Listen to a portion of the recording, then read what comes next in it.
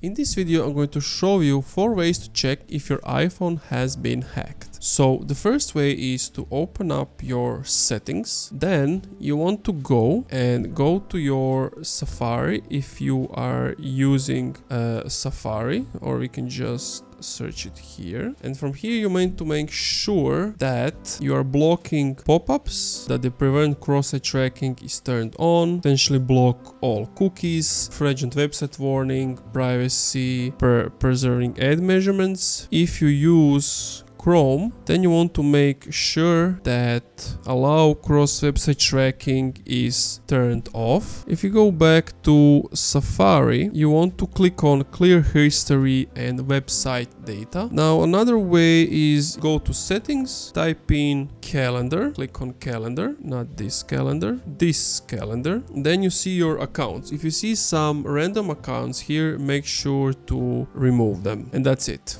Thank you for watching this video. If you enjoyed, leave a like, comment, subscribe.